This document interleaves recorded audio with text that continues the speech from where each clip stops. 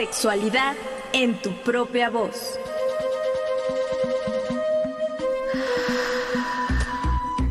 Historias, mitos y revolcones del pasado que resuenan en el presente.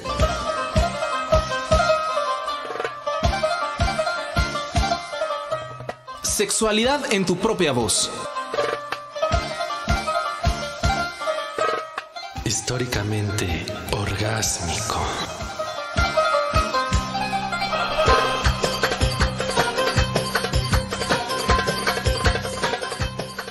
Muy buenas noches, bienvenidos, bienvenidas a una emisión más de Sexualidad en tu propia voz. Agradecemos su sintonía a través de las frecuencias de Radio Educación, quienes lo hacen a través de la página de internet y también a través de nuestras redes sociales. Les saluda Edith Rojas en compañía a la distancia de Juan Carlos Hernández Meijueiro. ¿Qué tal, querida Edith? ¿Cómo estás? ¿Cómo te trata la vida? Muy bien, Juan, continuando con este cuidado y pues nosotros trabajando así a la distancia desde nuestras casas. Claro que sí, por lo pronto seguimos así y bueno, pues con todos los eventos que hubieron el fin de semana pasado en todo el mundo sobre diversidad sexual, lo que llamábamos antes la marcha del orgullo gay y bueno, eso se ha ido ampliando, ha ido cambiando, como veíamos el programa pasado, de metas en la agenda de trabajo del movimiento. Y bueno, eso nos permitió iniciar a platicar sobre las siglas que aparecen cuando decimos comunidad LGBTTI,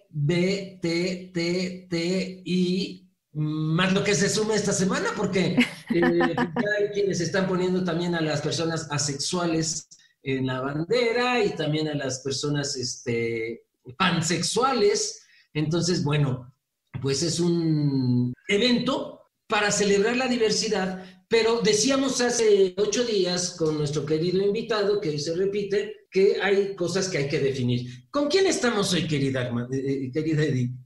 Como tú lo dices, Juan, la emisión pasada comprometimos al doctor Armando Javier Díaz Camarena para que regresara y nos continuara platicando de estas diversas expresiones que han surgido para que nosotros las entendamos. Lo presento, él es educador, terapeuta, defensor de derechos humanos e investigador. Es especialista en temas de la diversidad asexual, estudios de género de los hombres, intervenciones educativas para el cambio social y de comportamiento, así como las contramovilizaciones de grupos neoconservadores ante los derechos sexuales y reproductivos. Nuevamente, bienvenido, Armando, ¿cómo estás? Muy bien, muchas gracias, contento de volver a estar aquí con ustedes y bueno, pues listo para seguir dialogando con esto porque bueno, tuvimos pues ahora sí que este aniversario de esta tercera etapa del movimiento y que tiene como esta parte de empujar agendas y tiene esta parte de establecer denuncias y tiene una parte muy fuerte de celebración y además como esta cuestión de que se ha vuelto parte de la vida cotidiana y va a tener expresiones que van a ser pues muy independientes de las intenciones del cambio social, como la diversión, como una vivencia de cotidianidad lúdica, ¿sí? De expresión cotidiana más que movilización, ¿sí? Sí, exactamente eso, porque mucha gente dice que no es una marcha, sino es un desfile como carnavalesco, y yo pienso que una no excluye a la otra. Pero lo vamos a platicar más profundamente, porque me parece que dentro de esta variedad de nuevas expresiones, tanto de la identidad de género como de orientación sexual, yo me voy perdiendo en la invención de los nombres cada vez pues, más distintos y que tenemos que saber en nuestro auditorio a qué se refiere con lo que estamos diciendo. Pues estamos aquí en Sexualidad en tu propia voz. Vamos a hablar con nuestro querido Armando Díaz Camarena, doctor en Derechos Humanos en Estado laico. Queremos recordarles que este programa aún sigue grabado a distancia. Si ustedes desean comunicarse con nosotros, pueden hacerlo a través de las redes sociales @sexprovozoficial o a nuestro WhatsApp de cabina 55 12 33 29 15. Volvemos. ¿Sabías que fue hasta el siglo XX que se empezó a hablar de diversidad sexual?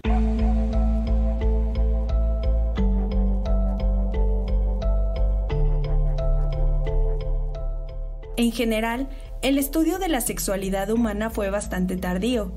De hecho, el surgimiento de la sexología como disciplina dedicada a estudiar la sexualidad se produjo hasta mediados del siglo XIX y con un enfoque biologicista, es decir, lineal y simple.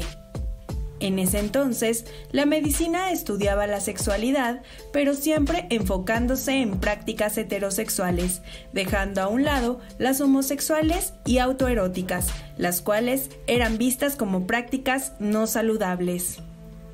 Fue hasta principios del siglo XX cuando un grupo de médicos, sexólogos y antropólogos comenzaron a estudiar nuevos enfoques de la sexualidad. Ahí fue cuando se comenzó a hablar de diversidad sexual, haciendo referencia a la existencia de múltiples tipos de expresiones sexuales. Uno de los primeros investigadores sobre el tema fue Alfred Kinsey. El biólogo norteamericano rompió con la concepción dualista de las orientaciones sexuales al proponer un modelo según el cual existen muchos grados intermedios entre heterosexualidad y homosexualidad. Esta gradualidad quedó plasmada en lo que hoy se conoce como escala Kinsey.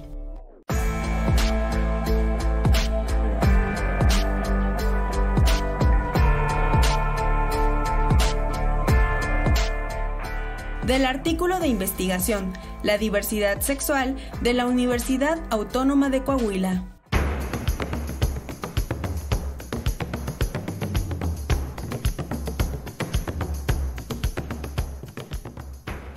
Esta cápsula nos habla de un contexto histórico de cuando se empieza a hablar de diversidad sexual. Pero el pasado programa estábamos hablando con Armando Díaz. Él nos decía que a finales de la década de 1960, grupos de lesbianas, homosexuales y trans se rebelaron en contra de la violencia y represión policíaca en Estados Unidos. En México, por su parte, durante la marcha del 2 de octubre de 1978, hubo un destacado contingente de homosexuales que se identificaron como el Frente de Liberación Homosexual en México, y un año después de esto se realizó la primera marcha en el mes de junio. ¿Por qué contextualizo esto? Porque quiero, Juan Carlos, que empecemos a hablar sobre lo que sucedió este pasado 26 de junio, la Marcha del Orgullo que se llevó a cabo aquí en la Ciudad de México. Como ustedes saben, el año pasado fue de manera virtual, dada la pandemia. Sin embargo, este sábado se llevó a cabo esta marcha, es la número 43, y como siempre, la ruta fue del Ángel de la Independencia al Centro Histórico, y el gobierno de la Ciudad de México estimó un aproximado de 5,000 asistentes. Esta cifra es considerablemente menor a la de años pasados, que no había pandemia, porque alcanzaba más de 10,000 manifestantes. Y bueno, hay que resaltar y aplaudir que todas las personas que se hicieron presentes respetaron las medidas sanitarias, el uso adecuado de cubrebocas, y pues bueno, se llevó a cabo esto, Juan Carlos. Sí, y eso en Ciudad de México, pero hubieron marchas en Guadalajara, en Querétaro, en Tijuana. Aquí en Querétaro fue una rodada, como precisamente se exigía la sana distancia. Bueno, pues ya con bici traíamos todos sana distancia o en carros, y entonces sí, ahora es una celebración, un desfile, un baile, un carnaval de protesta, sí, pero al mismo tiempo de alegría de haber conseguido los logros que ya tenemos. Armando, ¿cómo viste la marcha este año? En relación al pasado, bueno, pues no hubo, pero en relación a las anteriores, ¿cómo lo ves?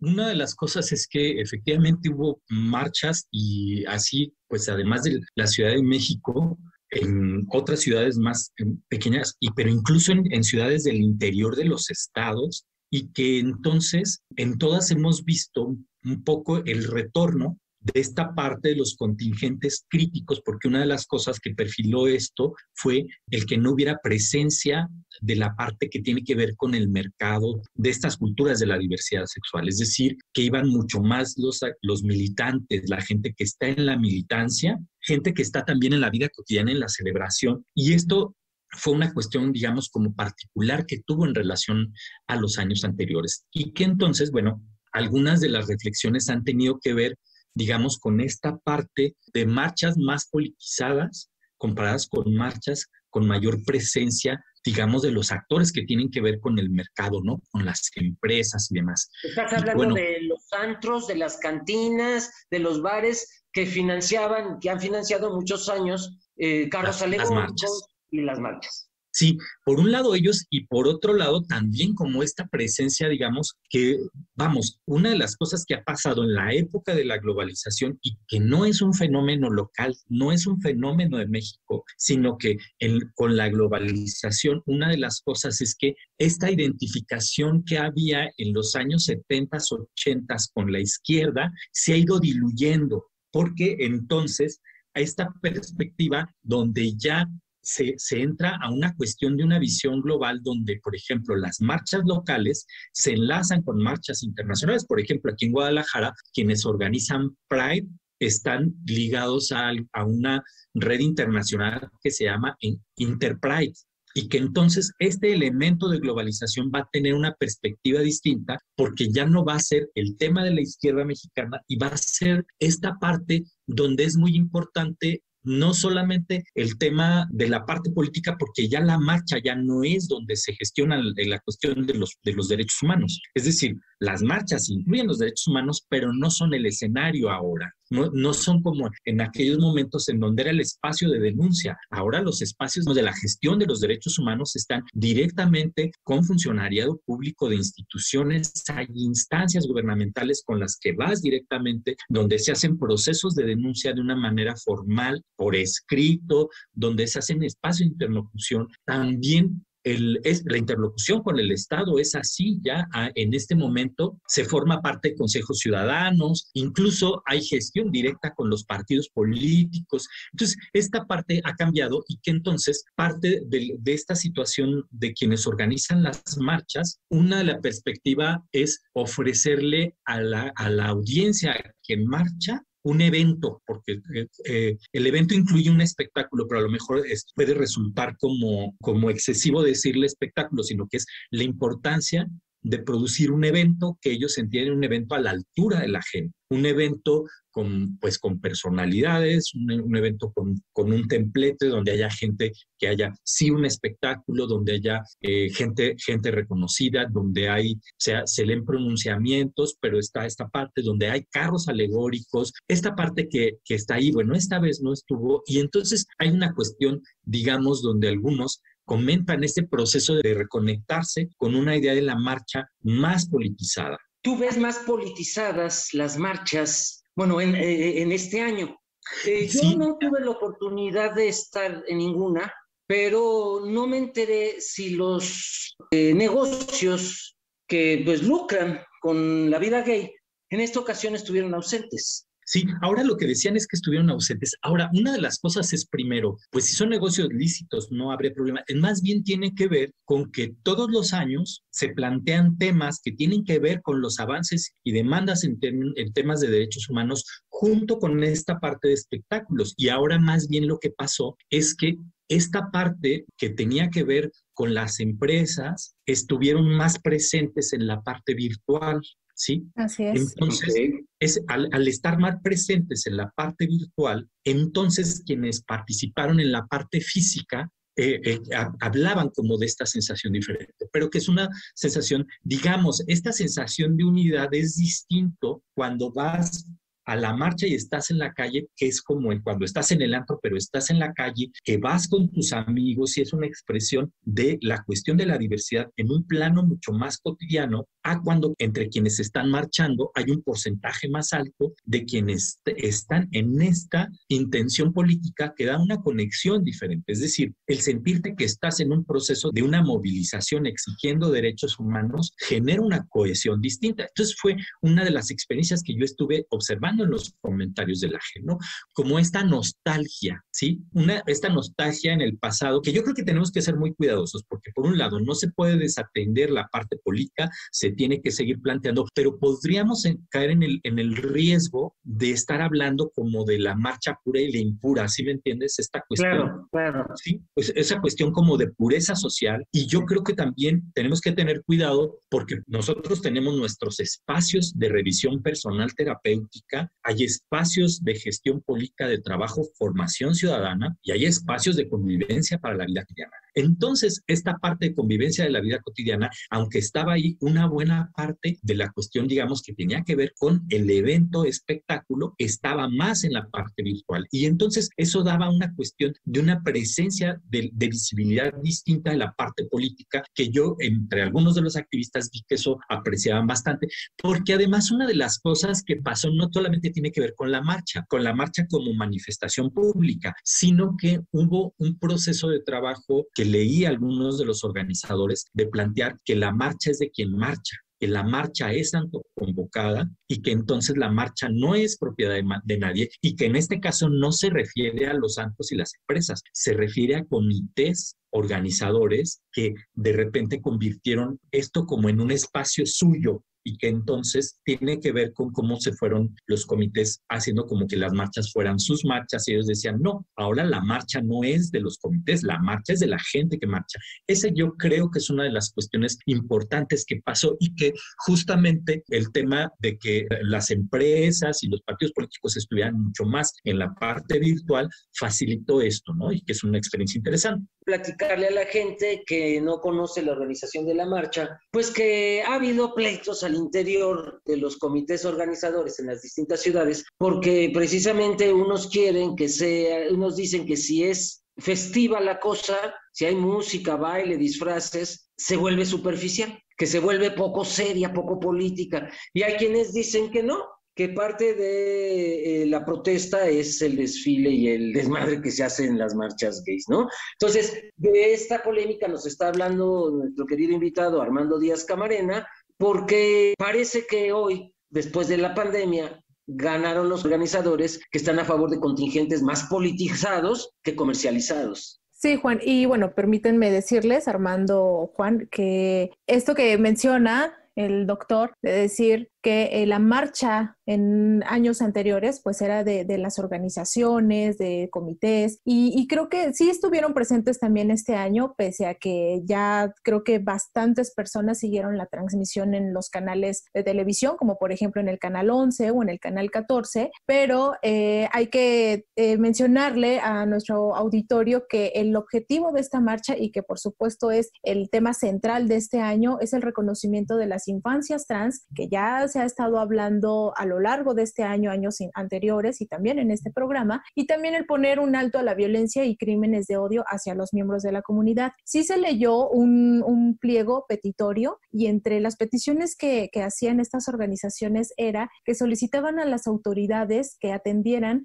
la violencia contra las mujeres trans y los hombres gays, así como un registro de crímenes de odio, el cual pues no se cuenta, ¿no? Con él. Es muy ambiguo los datos que existen hasta la fecha. También poner alto a la discriminación, también impulsar la autonomía jurídica del Consejo para prevenir y eliminar la discriminación en la Ciudad de México, así como agilizar los trámites en cambios de género. Y creo que también hubo varios pronunciamientos, por ejemplo, en la organización como YAG México, que en sus redes sociales dio a conocer un informe sobre el cómo vivió la comunidad LGBT, TTIQ+, la pandemia por el COVID, y un estudio que realizó entre varias dependencias. Vamos a estarlo compartiendo también en nuestras redes sociales. El Consejo para Prevenir la Discriminación también lanzó unos datos donde nos dice que el 15% de las personas LGBT entre 18 y 19 años de edad intentó suicidarse durante el confinamiento y la pandemia, y el 40% tuvo pensamientos suicidas. ¿Cuáles eran las causas? Pues bueno, las convivencias o entornos de violencia y aislamiento. Y como lo hemos mencionado varias veces, esas agresiones vividas desde adentro de nuestro hogar. Sí, claro, por supuesto. Vamos a profundizar en todo esto, a ver qué nos dice el doctor Armando Díaz Camarena sobre lo que COPRED hizo esta encuesta en la Ciudad de México, junto con algunas organizaciones civiles, ya incluida y otras, donde se refiere a qué pasó con la diversidad sexual juvenil, joven, en el encierro. Pues vamos a hacer un corte y volvemos con esta pregunta a nuestro querido invitado, el doctor Armando Díaz Camarena. Volvemos.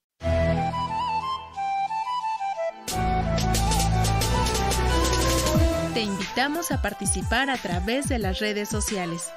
Facebook, Sexprovoz Oficial. Instagram, Sexprovoz.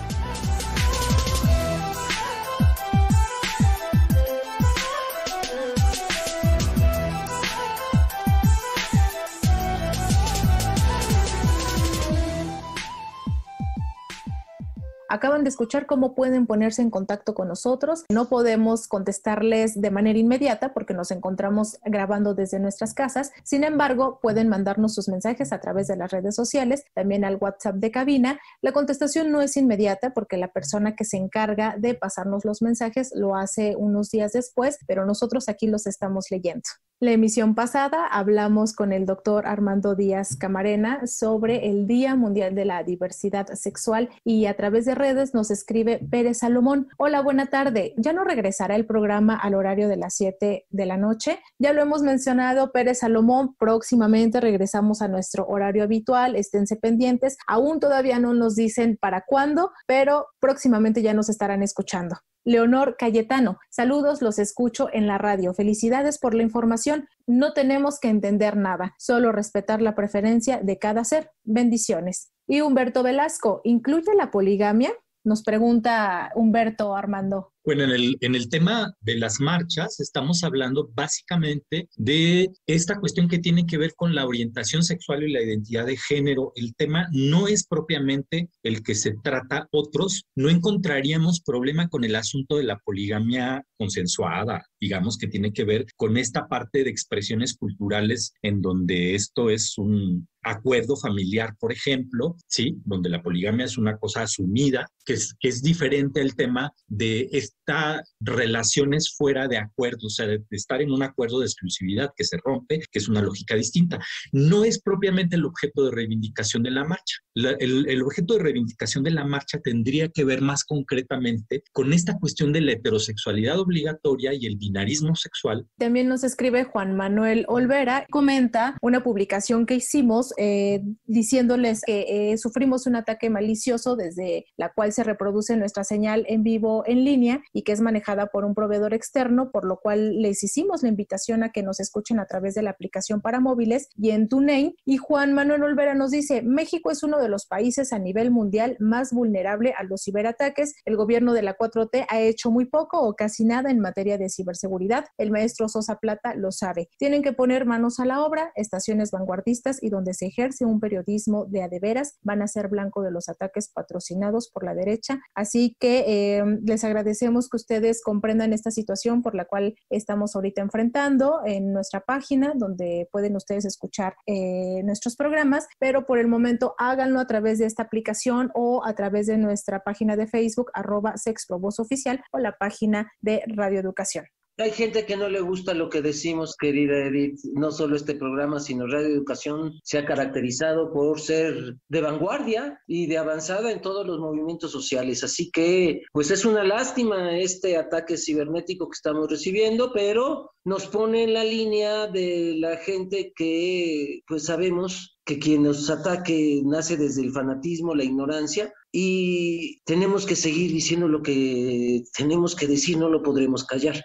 No sé, recuerdo si lo pregunté, Armando, la vez pasada, pero si no te lo pregunto desde ahora, yo no sé de dónde viene esto de cis hombre, cis mujer. Se asume que hay una coherencia entre el sexo biológico, el género, las prácticas sexuales y el deseo. Entonces, la expresión cisgénero apela a que se dice que esa congruencia entre la identidad y el sexo biológico. Y entonces, cisgénero se dice de alguien que no es trans, que no pasó por la transición o por una identidad. ¿De dónde viene la palabra cis? Tendría que ver con eso. No ubico ahorita de dónde viene, pero tendría que ver con eso, con un asunto de congruencia, pero no es que la congruencia lo tenga que haber, ni que tenga que la gente asumirse como cisgénero, como parte de su identidad. Es decir, esta parte de la construcción de un sujeto político trans implica diferenciar de quién es el otro, que no es trans. Entonces, cisgéneros ha surgido como una forma de nombrar a quienes no están en este proceso de trans, sin que quiera decir que las personas que viven esta experiencia se asuman como tal o reivindiquen ni nada. O sea, es una categoría que se utiliza solamente para designar quienes no están en ese proceso trans, porque habla justamente de una congruencia entre el sexo y la identidad, que finalmente es una construcción cultural, ¿sí? Entonces, nada más se dice que se impone lo cisgénero pensando en ese modelo de congruencia de identidad de sexo, pero no que las gentes se asuman como tal, ni que esta congruencia sea lo saludable, ni mucho menos, ¿no? O sea, es una categoría que se usa solamente para diferenciar, ¿no? No es una identidad. Yo recuerdo, querido Armando, tú organizaste junto tal vez con Omeyocan, no estoy seguro, o con alguna organización civil, comités municipales de diversidad sexual en Jalisco. No lo olvido, que fue una experiencia maravillosa y creo que de las mejores experiencias que conozco de organización de base de la comunidad LGTB. Cuéntanos un poco de ello. Sí, mira, una de las cosas que pasó, yo estuve trabajando durante los 90s, primero fue en ese tema, el modelo que utilizábamos era reevaluación y coescucha, que implica de entrada que esté contigo alguien que no viva la misma opresión. Entonces yo formaba un grupo de chavos gay y siempre conmigo trabajaba una cofacilitadora, mujer heterosexual, feminista, sexóloga. Entonces esto fue muy interesante porque nos dio una perspectiva de que esto tendría que ser siempre mucho más amplio, y entonces se formó con nosotros ya un colectivo lésbico en el 2000. Y luego ya, como organización mixta, fue ampliándose esto. ¿Qué nombre tenían? Diversilés siguen trabajando. Y esto es muy interesante porque el trabajo conjunto nos permite verle de formas de distinta manera. O sea, por ejemplo, mientras que el separatismo lésbico en este momento está incluso aterrizando en oponerse a derechos de personas trans, es decir, hay lesbofeministas que hacen marchas en contra de las infancias trans y todo esto. Y nosotros al revés, las compañeras de Diversilés acaban de hacer un documental sobre mujeres trans, por ejemplo. Entonces, esta formación de los comités fue a partir de los comités de prevención de SIDA de los municipios. Lo que hicimos fue convocar a gente de las comunidades gay, lésbica, trans principalmente, pero también funcionariado público, y lo que hacíamos era este modelo que nosotros hacíamos aquí, llevarlo para que se replicara en municipios. Entonces, por ejemplo, tuvimos Puerto Vallarta, en donde Puerto Vallarta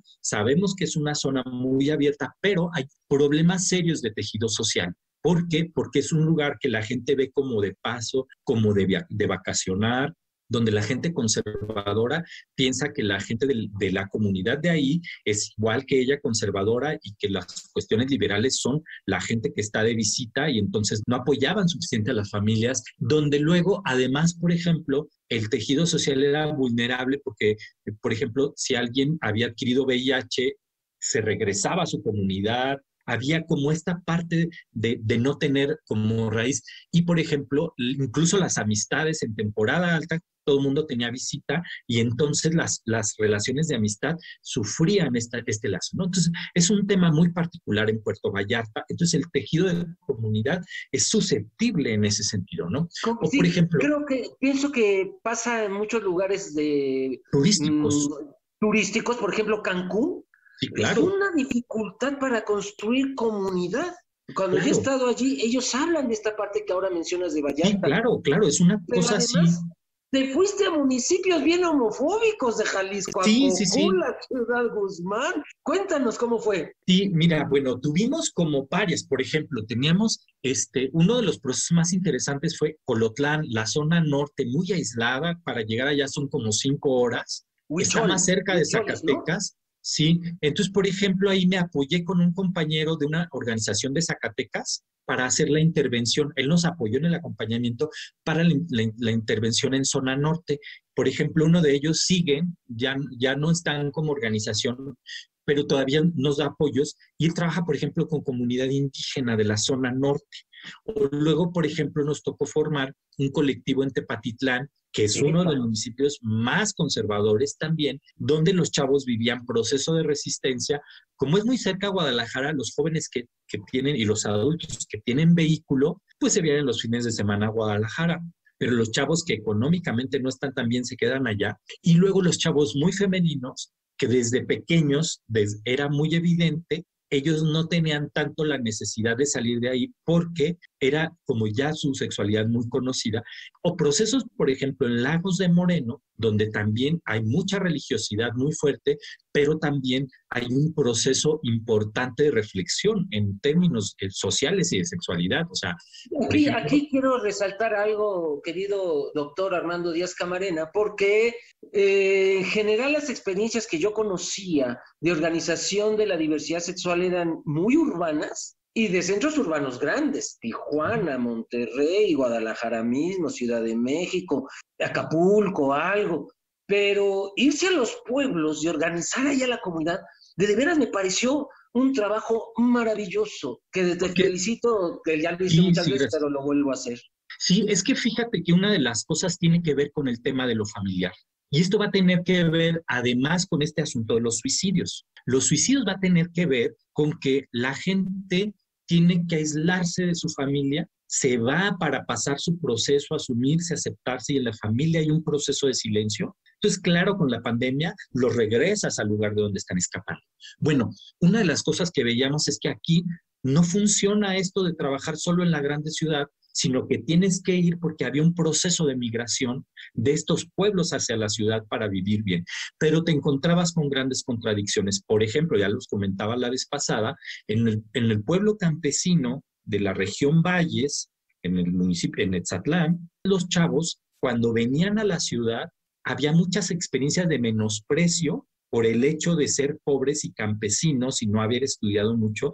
Era un tema donde se sentían muy maltratados. Y además esta parte donde hay un arraigo de linajes en los pueblos. O sea, tú vas a los pueblos, cuando yo voy allá, porque además donde se fue formando y se dio coyuntura, además mi papá es de ese pueblo y de esa ranchería. Entonces cuando yo voy es Armando, el hijo de Damián y el nieto de Aurelio, una cosa así.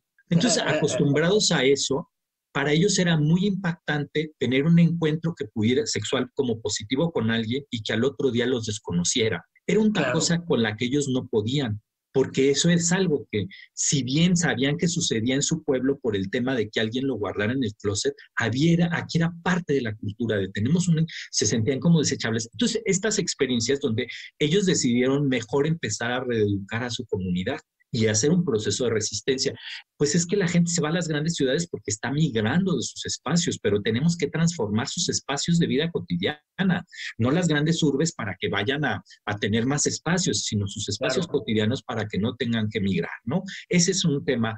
Esta es una manera diferente de hacer activismo gay, no centralizarlo en las grandes urbes, sino llevarlo a las zonas rurales, al campo. Esto es maravilloso. Estamos platicando con el doctor Armando Díaz Camarena, educador, terapeuta y defensor de derechos humanos y también investigador, sobre lo que pasó en esta Marcha del Orgullo el pasado 26 de junio. Y él nos estuvo platicando en esta segunda parte sobre las diversas formas de hacer activismo en la comunidad LGBTTI. Escuchemos otra cápsula para entrar a nuestra última parte de la charla con Armando Díaz.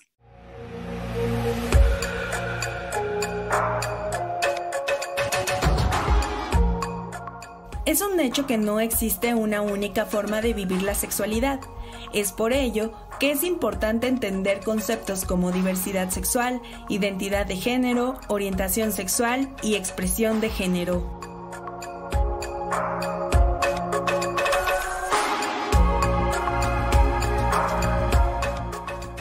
La diversidad sexual y de género hace referencia a todas las posibilidades que tienen las personas de asumir, expresar y vivir su sexualidad, así como de asumir expresiones, preferencias u orientaciones e identidades sexuales.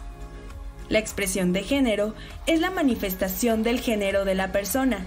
Puede incluir la forma de hablar, modo de vestir, comportamiento personal, modificaciones corporales, entre otros aspectos. Por su parte, la identidad de género es la vivencia interna e individual del género, tal como cada persona la siente, misma que puede corresponder o no con el sexo asignado al nacer.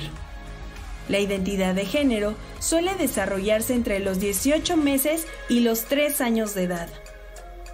Finalmente, la orientación sexual es la capacidad de cada persona de sentir una atracción erótico-afectiva por personas de un género diferente al suyo, o de su mismo género, o de más de un género o de una identidad de género, así como la capacidad de mantener relaciones íntimas y sexuales con otras personas. En general, la orientación sexual se descubre alrededor de los 10 años de edad.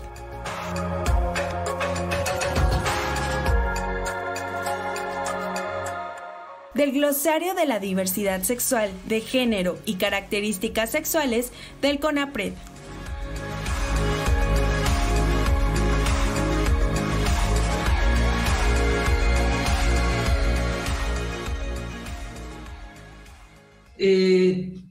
Pues esos datos de CONAPRED que retoma nuestra querida compañera Alejandra Montes de Oca en la cápsula, yo no sé si alrededor de los 10 años podamos decir que ya se tiene una identidad aceptada o acabada.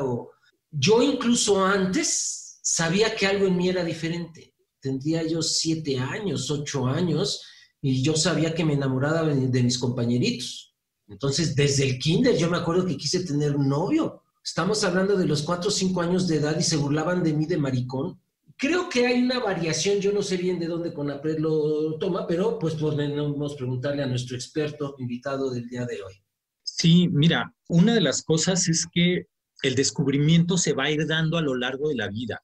Nosotros aquí con este proyecto que decíamos, hicimos una encuesta y la mitad aproximadamente, porque era el 51%, eran básicamente hombres en esa encuesta, se habían dado cuenta alrededor de los 10 años, ya sabían su orientación sexual, homosexuales, bisexuales. Algunas personas trans o personas heterosexuales es alrededor de los 10 años que la mitad ya lo sabe.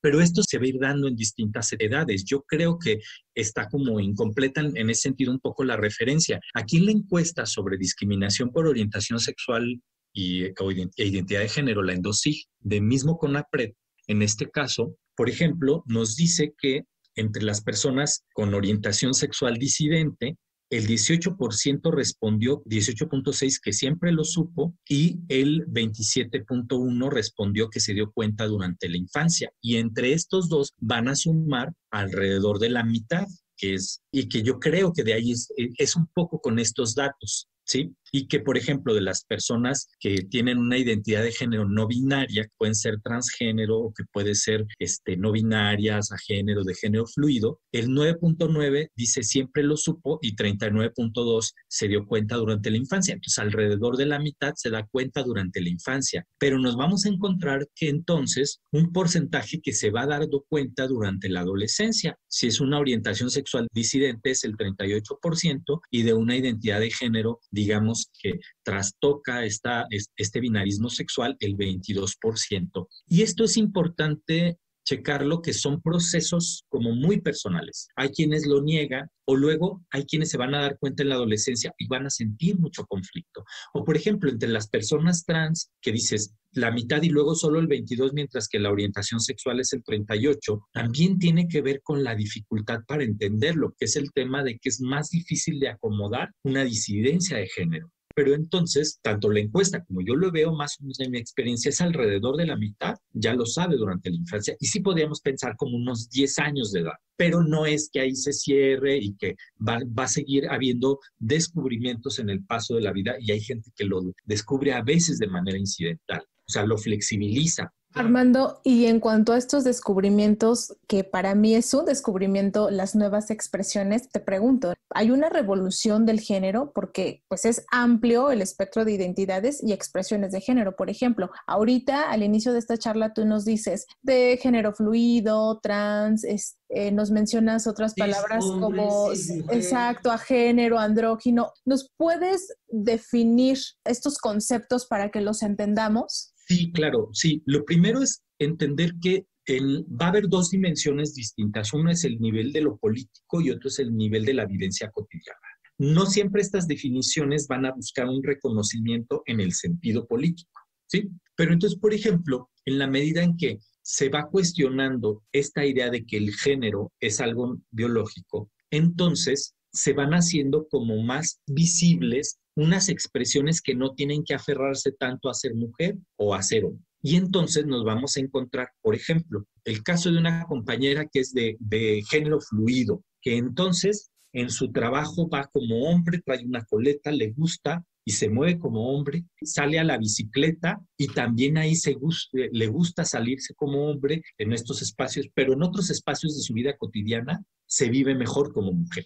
Y que no necesariamente es la clandestinidad. ¿Sí? Entonces, género fluido podemos entender que se refiere a una persona cuya identidad o expresión de género cambia entre lo masculino y lo femenino y en algún momento llega a un punto medio. ¿Es así? Está en los dos. Mientras que, por ejemplo, nos vamos a encontrar a quienes dicen yo soy agénero, no soy ni hombre ni mujer, o soy los dos. Y entonces te vas a encontrar donde a mí me tienes que decir otre, porque no soy ni mujer ni hombre, porque estas cosas, como son construcciones sociales, son imposiciones que nos hacen y no tendríamos por qué restringirnos a esto, porque, dice Judith Butler, por finalmente el género, pues es una ficción, ¿sí? Ser mujer o ser hombre es una prescripción donde el discurso produce al sujeto que nombra, pero entonces te sales de ahí y dices, pues ¿para qué quiero etiquetas? Así como decía de la bisexualidad, dices, pues una vez que ya me asumí que me gustan unos y otros, ¿para qué quiero una etiqueta? No soy homosexual, no soy heterosexual, pero tampoco me interesa que me llamen bisexual porque no me interesa tener una etiqueta. Ok, hay quienes dicen, no me interesa ser ni hombre ni mujer, solamente persona. Y entonces te vas a encontrar a quienes se visten de una manera tanto masculina como femenina, que le podemos conocer como andrógina, o nos vamos a encontrar quienes tienen elementos fuertemente masculinos y fuertemente femeninos, es decir, alguien que va con pantalón pero con tacones, un hombre que va con pantalón y con tacones, o que trae las uñas pintadas, dice soy hombre, y que entonces dice, una vez que rompí este esquema de género y que no soy mujer, y digo soy hombre, ¿por qué tengo que ser un hombre tradicional, un hombre trans? Entonces, si soy un hombre y no tengo por qué ser el hombre tradicional, puedo ser un hombre femenino, o de repente usar falda aunque me sienta hombre, y eso no me quita ser hombre trans. Es decir, derrumban una serie de principios que luego desde fuera pueden generar mucha confusión. O te puedes encontrar que también hay transiciones, es decir, compañeras que entraron asumiéndose como lesbianas y en el proceso del camino dicen, no, es que en realidad soy un hombre trans. O empiezan, dicen, no, sí soy una mujer lesbiana, pero voy a explorar con cosas que se rompen el género. Por ejemplo, pues dejarme crecer el bigote y la barba. Es decir, ¿por qué el bigote y la barba son exclusivos de los hombres? ¿Por qué me hace esto que me piensen como hombres si en realidad a las mujeres lo que nos obligan es a quitarnos el vello que nos sale en el rostro? Yo lo único que estoy haciendo es quitando eso y digo, eso no es de los hombres. Si nos sale a las mujeres, yo también puedo traer mi barba, mi bigote. Muy a la española, pero ellas en las axilas, italianas, no se depilan nada. Y eso nos hace pensar un poco que estas diferencias llamadas biológicas al final también son de género, porque como bien dices, las obligan a quitarse el pelo. Tengo otra duda, Armando. Se ha escuchado género binario. ¿A qué se refiere el género binario? Lo que pasa es que el binarismo sexual tiene que ver con que, uno, hablábamos de esta cosa de la coherencia, es decir, se nos impone una matriz de coherencia entre sexo, género, que es construido social, práctica sexual y deseo. Entonces tienes que ser heterosexual. Entonces, en esa parte el sexo se entiende como binario, pero hay quienes salen del binarismo porque hay personas intersexuales. Y luego también en la identidad de género y en el rol de género nos lo ponen como masculino, femenino, hombre, mujer, pero hay personas que no son ni hombre ni mujer o que son las dos cosas, o personas que no son en su expresión de género ni masculinas ni femeninas, son las dos cosas, o hay mujeres masculinas, hombres femeninos, o personas fuertemente masculinas y fuertemente femeninas. Es decir, por ejemplo, yo me acuerdo en los 80s, tú escuchabas a Alaska, la cantante de Dinarama, y en algunas canciones se oía así una voz como muy masculina, y cuando la veías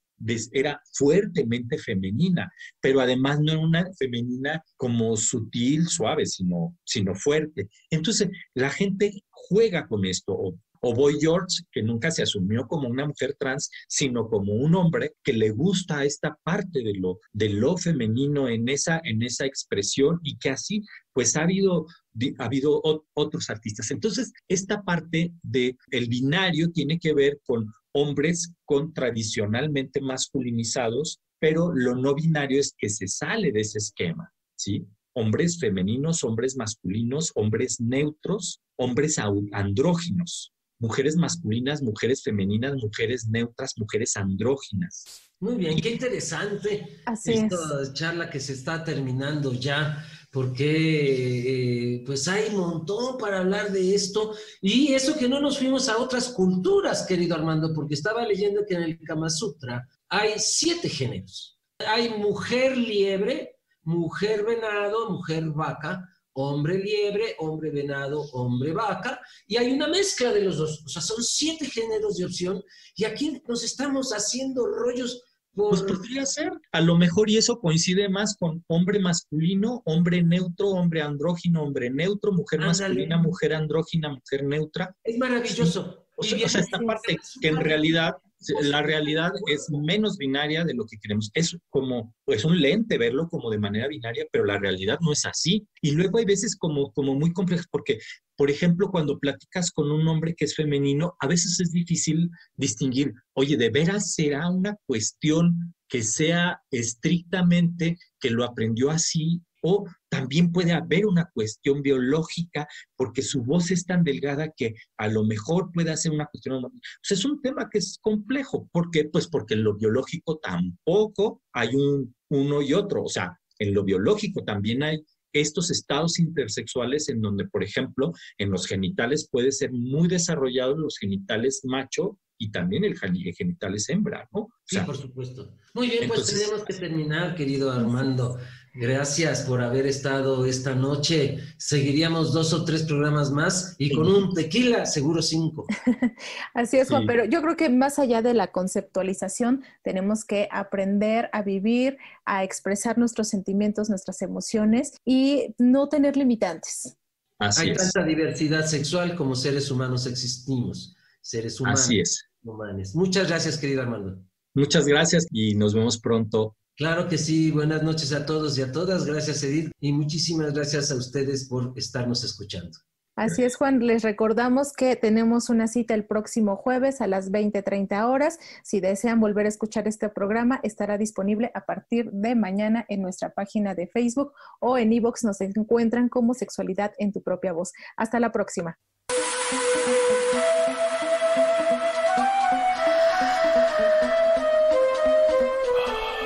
Sexualidad en tu propia voz.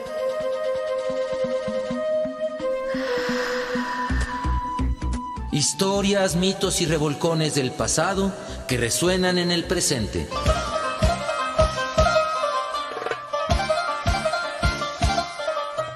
Sexualidad en tu propia voz. Históricamente orgásmico.